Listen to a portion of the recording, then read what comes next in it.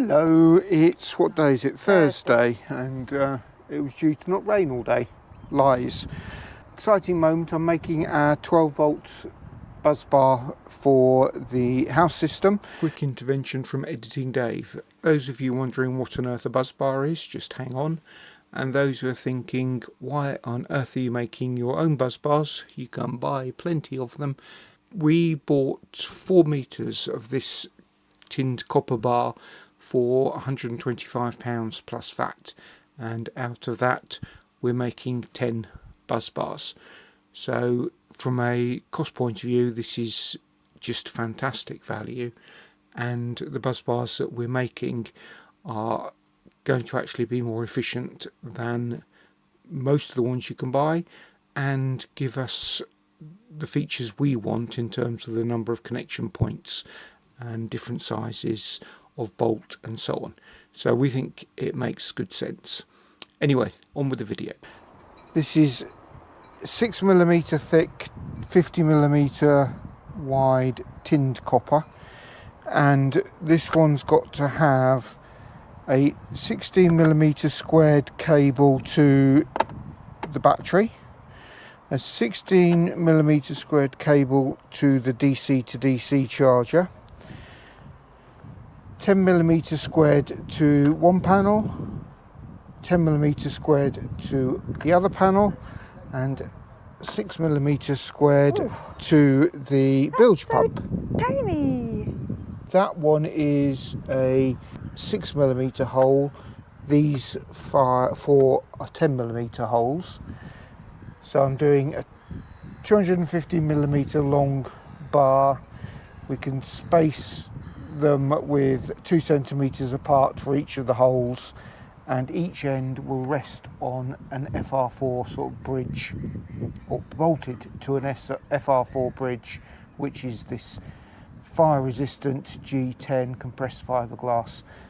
That will be bolted, screwed to the bulkhead. The bolt coming through here to attach the two will be countersunk, so there's no electrical connection on that side. First job is to make a lot of noise and cut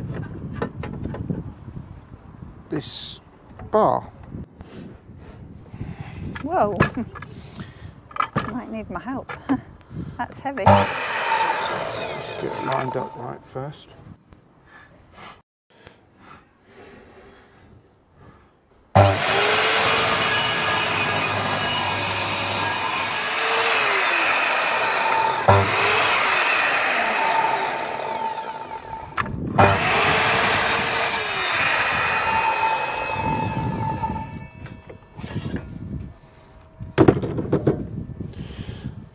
That's the first buzz bar.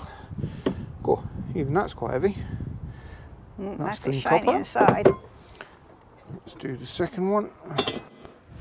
Somewhere in our storage container, hidden behind all the sewing no doubt, is another length, 2 metre length of this buzz bar material.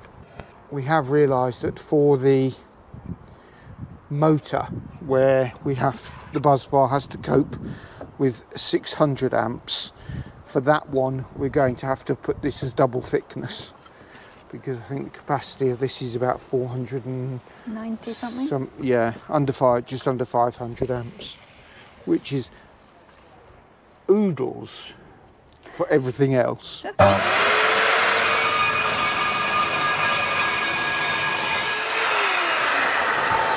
Okay, so now I've marked a centre line that way and a centre line that both ways.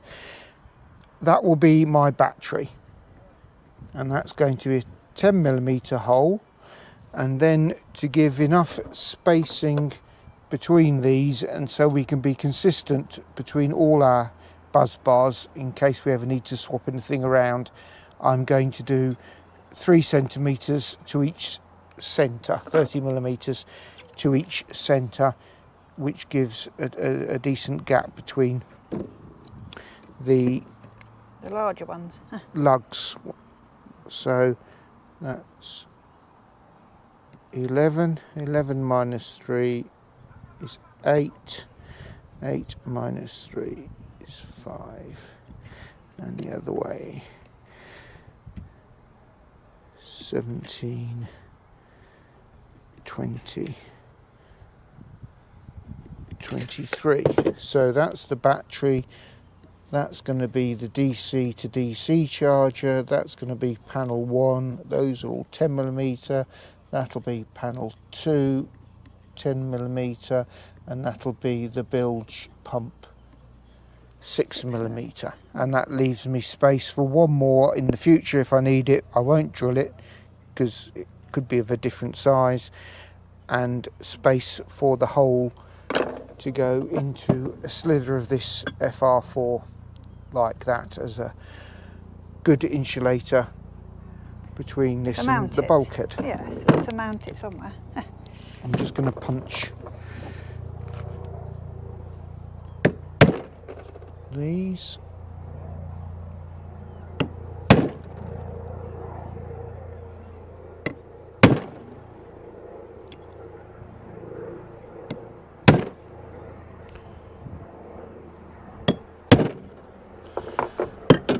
And let's see what it's like to drill.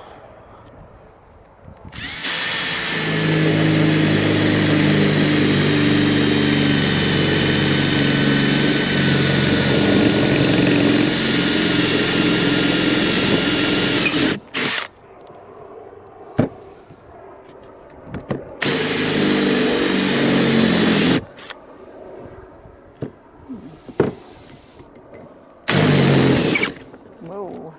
Do you need clamping? Or maybe. Did I get your clamp? No, it's fine. Right. That's 6, that one. Oh, don't drill that. 6. Are they 6? No, this one's 10 as well. Good. Just checking. Good job we both wear glasses. Right, just get a file, tidy that up in a sec. Let's put the 6mm drill in. And I think we'll need to get the vacuum cleaner because we don't want those traipsing on our shoes. Shall I just get it now? Okay. Oh yeah, it's Saturday, 6th of September, and a beautiful, very quiet day, sunny and no wind. So I've decided to lump together all the metalworking that I need to do. I got into trouble, which day was it? Last week anyway, when I was cutting Busbars, which is this 50mm by 6mm tinned copper. And if I cut it on deck, it makes a huge mess. So I'm doing all the metalwork. Shocking. Down here. You'd never have guessed it. No, I didn't think of it. So I've already done the cutting to length and on the Evolution miter saw. So what I've cut so far is 2 Busbars this length, which are for the main 48 volt house battery. 2 slightly shorter ones, which are going to be for the booster 48 volt battery bank. There's fewer connections to that. And then 4, which are half what we need for the electric motor battery bank. Because the banks are in parallel, we will have 1 string coming from each 2 batteries in series coming into here, 2 batteries in series coming into here. And then because the current of the combined ones is so high, we're going to have double up the cable. So we're going to have 2 lots of cable going from here to on the positive to the fuse and on to the switch, and on the negative directly to the motor controller. That's, or rather to the secondary bus bar where all the other loads come off. And the other thing is, because the current load is so high with the 48 volt motor bank, we're doing double thickness of these. Depending on where you look, 1 thickness is just about in spec. but doubling it. Definitely okay. But at the moment, we've only brought one length of tinned copper. Yeah, I've used it all up now, so we've got another 2 meters. Find the other 2 meters in the which storage. will then make up the other 4 motor buzz bars, which will be slightly longer than those 4. So what I'm doing is, these are easier than the house ones in that all the loads of these are on thicker cables. So I'm doing 10mm holes, and we're doing them along the centre 3 centimetres apart. Oh, right. So I've set up the drill press now, which will rust-wise just survive this refit. Your fingers crossed. Clamped between these 2 bits of stainless, which are actually from the solar rail, so I can just slide that along, knowing that each time it will be in the middle. Once I've done all these holes for the actual connections to the buzz bar, I'm going to drill a 6mm hole, which will be at each end, which will be to fasten the buzz bar to FR4 mountings. Right, well, I don't think it's very exciting watching it. You can watch me drill the first one. Yes. I should have been Blue Peter and done one first before we started filming.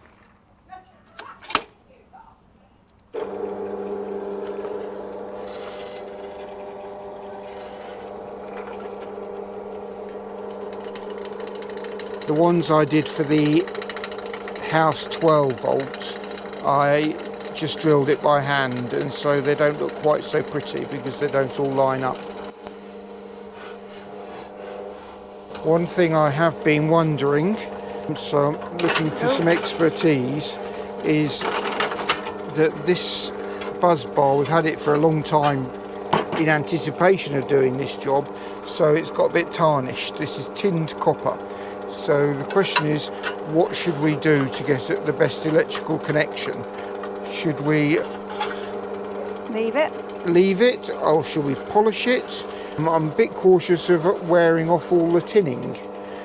Well, it's very thin. So, yeah, advice on a postcard. What's Well, preferably in the comments. or in it? Okay. Postcard will take ages to get to us, especially if it goes via our son. But the shavings are super pretty, apart from if you've got to vac them off the deck. It does get caught on that guard, doesn't it? Oh, mind your fingers. It's just where I'll get some of that cutting paste. Oh. In fact, I'll stop there. And I'll go and get some of the cutting paste to put on this. I've got a great big pile now of all the buzz bars we're going to need. They need a bit more finishing, some of them, but I've got all the mounting legs cut, so loads of them. They all need drilling. I've got the 2 ones that will make the motor batteries, turn them from 2 sets of serial strings into 2 parallel. So they're double thickness. All the holes line up. So I've made those 2. I've got, that's positive and negative. Oops. Got 4 pieces. So 2 and 2, which are going to be drilled. They will be the main motor bank, positive and negative, and they're so long because of the current that comes in. We're going to have doubled up 95mm squared cables. That's why there's 4 here. So each bank will come in as a 95mm cable and come out as 2 95mm cables, square millimeter cables, positive, and the same on the negative. And these ones, again, they're going to be doubled up to be certain we've got enough current capacity, and that will have from 2 coming in from the negative via a shunt, 2 coming in to the positive via a fuse and a switch, I think. I can't remember if I've got having a switch there. And then from these we will have 2 going to from the positive going to the switch, and then 2 from the switch to the motor controller, and on the negative 2 going straight to the motor controller. We also have 2 lots of solar coming into the negative and the positive, and we have 1 DC to DC charger coming in. So I need 7 things to bolt to each of these, which is why they are the length they are. Got to drill the holes in there and drill the mounting holes. Got to make sure that they line up. I've got positive and negative for the house 48 volt made, and I've got positive and negative for the booster bank ready made. So those are done. These ones to drill and these legs to drill. So the legs all sit like that, so the bolt heads don't touch the underneath surface. It all gets isolated. For all these 48 volt batteries, I'm going to mount the 2 will be positive and negative will be in a line, kind of straight line like that, and I will mount the whole of that on a thin sheet of FR4 because it's such a good fire resistant insulator. And then later on we're going to make a cover, so all the edges will have pieces so you can't get your fingers in or drop anything in, and the cover I think we want to make out of perspex so you can see at a glance if there's any signs of burning, discoloration or anything coming loose. That means I've got 1 pair like that for the motor, 1 pair like that, sorry, for the motor batteries, 1 for the motor controller sort of thing, 1 for the house and 1 for the booster. Thought I'd show you my first bit of proper AC wiring. So I've got the blue, it's called an Arctic cable, so it's supposed to be robust in terms of insulation, temperatures and so on, and that's coming into down there for a drip loop and up into the main circuit breaker. And on the outside I've got a waterproof socket. To avoid it catching on ropes and things, I've actually put it sideways, but there is a socket that should be waterproof. Now probably by putting it sideways I've compromised the waterproofness very slightly, but that's right under the wheelhouse, so it's not going to get a huge amount of water on it. And I've sealed all the screws and across the top there and around the wire with some butyl, so it's not in a sense a permanent fixture. I can take it off because the butyl doesn't set if I feel I need to do it better, but it's one of those little conveniences because until now we've had to open a porthole and thread an extension lead through it. Now we have power to the cockpit for washing days and tools and the like, and also getting the cable downstairs for working with the pillar drill, etc. Okay, that was a distraction, ADHD distraction probably. I've got a cheap drill press. I don't know if I've shown you before, but I had to do a repair because the there broke.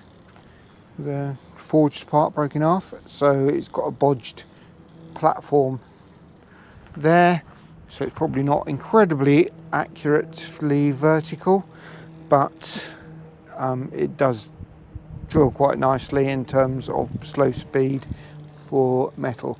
Got my first hole through the first 2 buzz bars, clamps to hold them to get the alignment, and ready to start the next one. As you can see, I'm running on a very low speed, which allows me to check I'm in exactly the right place first. Got no ends on any of these handles, so it's not the most comfortable thing in the world to use, but it works, and it's only got to last a few more months, because we're definitely not taking it with us on the boat.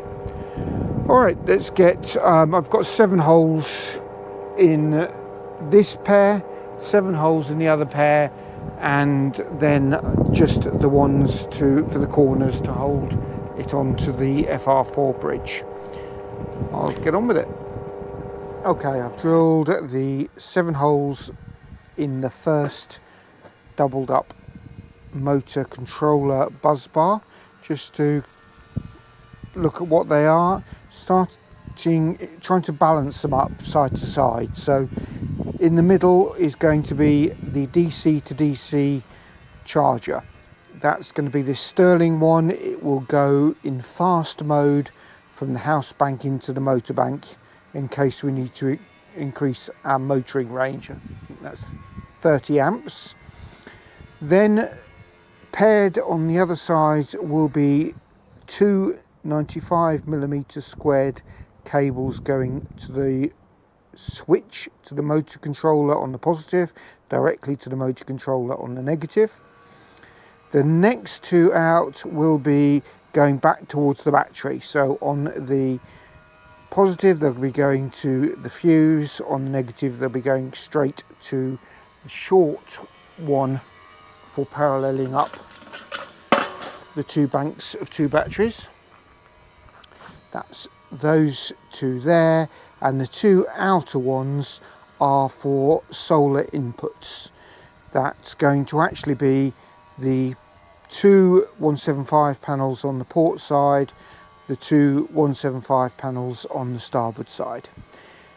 The idea is that we should be equalising everything as much as we possibly can, and putting the ones with the smallest currents right out to the end, because compared to the 600 amps that can run between these 2, so those 2 and those 2, this is 10 amps, so it's microscopic by comparison.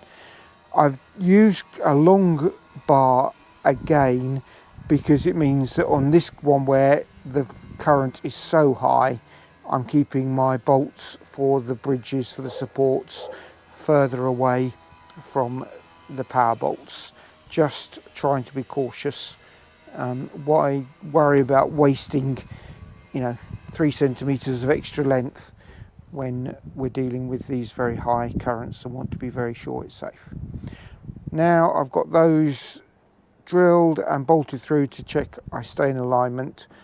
I'm going to drill 5mm holes for the 5mm bolts in here, and those will be into that. So 2 holes here.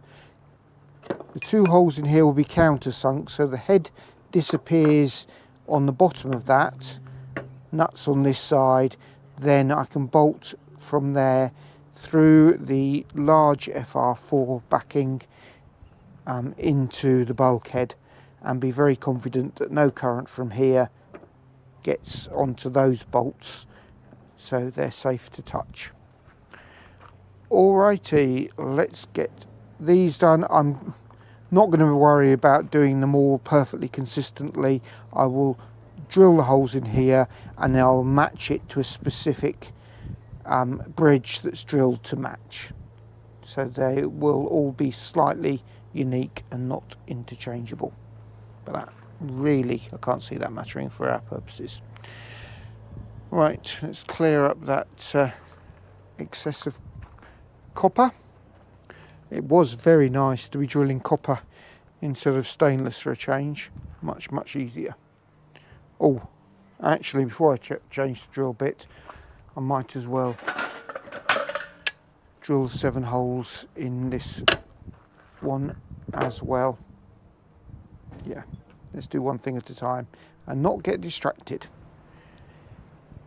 These things always take so much longer than you think, but I've now got, well, I suppose in a sense it's 28 holes, 7 in each, 2 pairs of bars, 1 pair for positive, 1 pair for negative.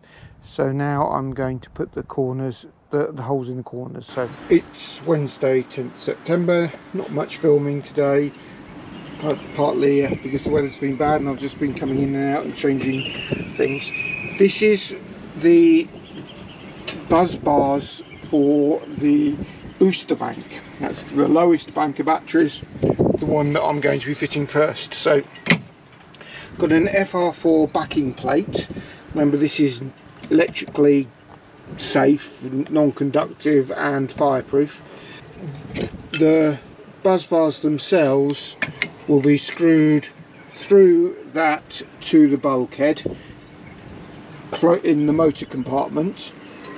Below this is going to go the fuse on the positive, so the battery bank will come through a fuse and a switch to here. The negative will just come through. We haven't got a shunt for this yet, we may end up with a shunt. Ideally we'll come through a shunt to here. Battery positive and negative coming in. We've got DC to DC charging to go to the main house bank, and we've got 2 solar coming in and then 2 spare for future use should we need them.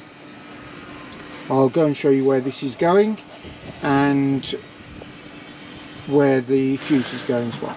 Well, this bit's a bit cramped. I'm in the motor room at the moment.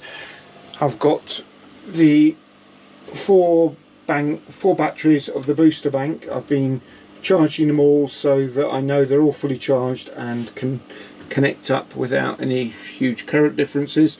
That's the last one to go up to storage level, so should be ready fairly soon. Now down here, down in there, oh, you can't see it at all, I don't think. There's the 2 holes anyway that are going to come from the battery bank. ABYC say the fuse should be within 7 inches. British standards are less strict, but here's the T-class fuse holder. We're using T-class fuses for all the 48 volt battery banks. So I'm planning to mount that there, can you see? So it's as close to that opening as I can fit it. It's to the side so it will be clear of the motor gear belt drive. And then this backing plate with the 2 Busbars is going to go on that side of the multi-plus. It's going to be fun and games fixing that in place. This is the least important of our battery banks. It is just there to receive some solar and be available to pass charge onto the house bank when needed. That goes there. I'm going to have a panel here where the switches will be.